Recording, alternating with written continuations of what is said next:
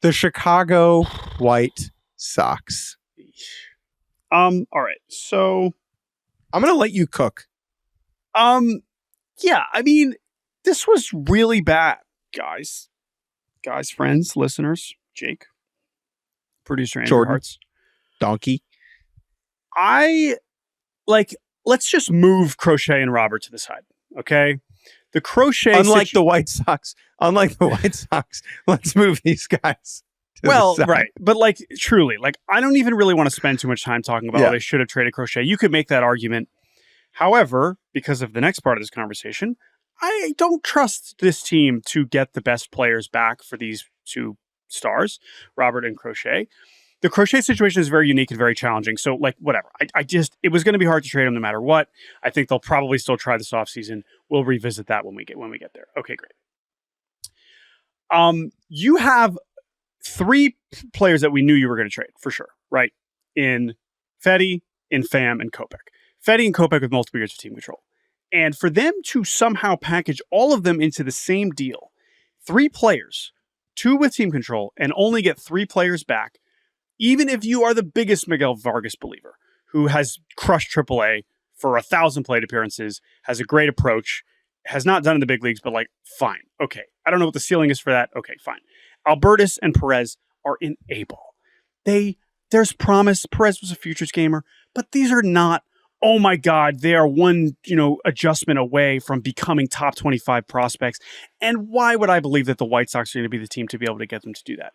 So to combine all of these into this package and to trade Pham, right? There's so few hitters available. You couldn't get another price. To get 3 players for those 3 players on its own is just bad process. It's just weird. It just doesn't make any sense, right? It doesn't mean that you're going to be able to somehow coax and overpay. It's not 1-to-1.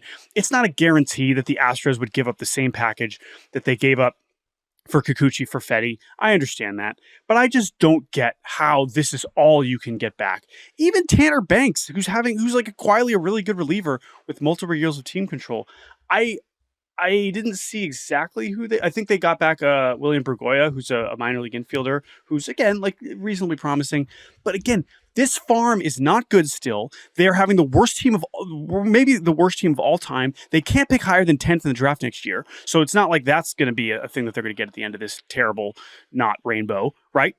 This is an opportunity to get more back at all levels, and they just didn't get very much. And that is embarrassing. F plus because Lorenzo is cool. Or sorry, that's not Lorenzo. What am I talking about? That's the other trade. Yeah. F plus because why? Why is it a plus?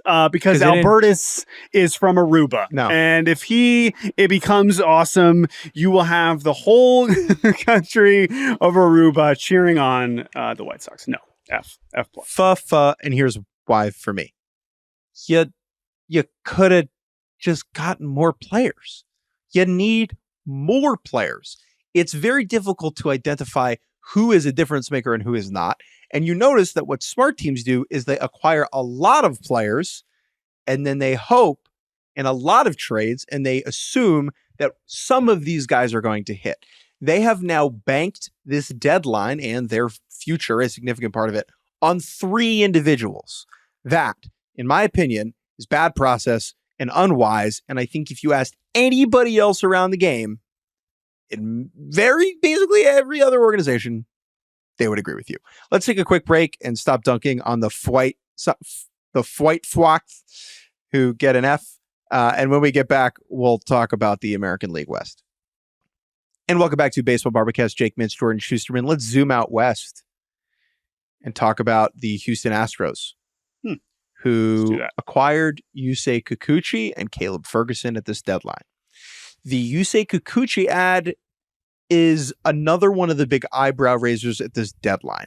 I'm going to talk about why Kikuchi, the player, is underwhelming, and then you can talk about why the return the Blue Jays got seemed pretty steep.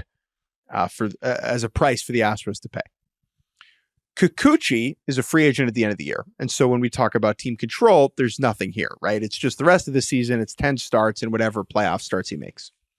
That's the other thing. Is this even someone who is starting a playoff game for you? I would say no.